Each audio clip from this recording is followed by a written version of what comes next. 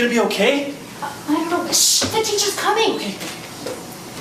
Before the workshop, I passed the baskets with the little pieces of paper and pens inside, and I told the teens to write down any question they could think of, and that we'd get to as many as we could cover in 90 minutes. Yes? Will you answer any question? Yes, any question at all. The sons and daughters of massage therapists, yoginis, executives, and jet setters alike, this wasn't your mama's teen camp. Some of them looked nervous, playing with the fray of their sweater. Others were staring off into some distant fantasy.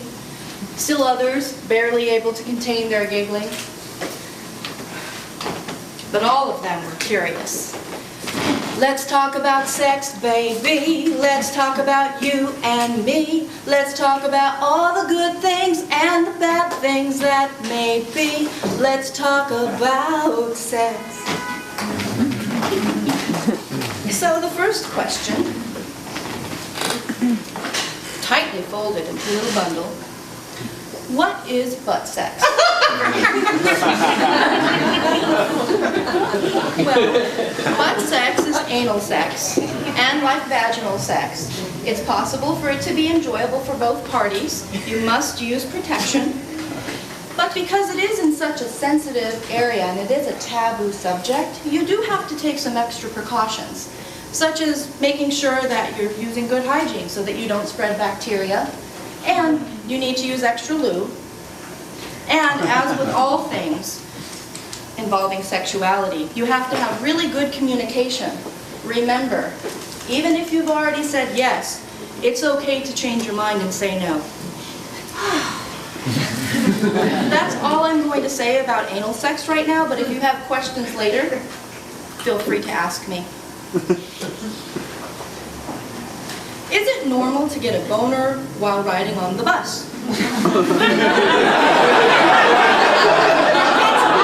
perfectly normal for you to get an erection while riding on the bus, or riding a horse, or even a bike.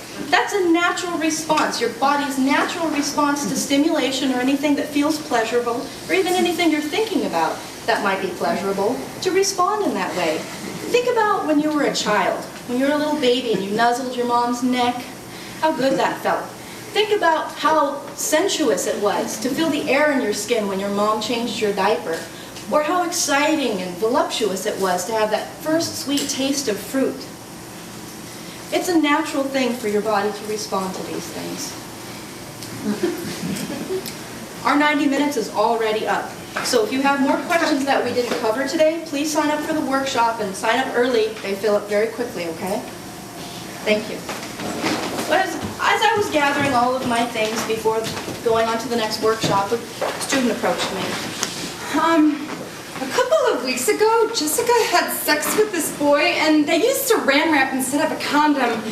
And she'd be freaking out if she knew I was telling you, but she thinks it might still be up in her, and she's kind of itching, and if her parents find out, they'll kill her.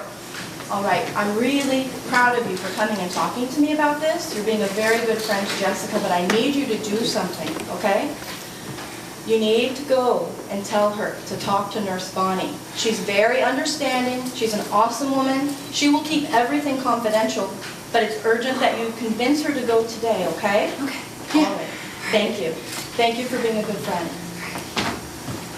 So the next workshop, I took the opportunity to talk about subjects such as safer sex, and we really delved into the subject deeply.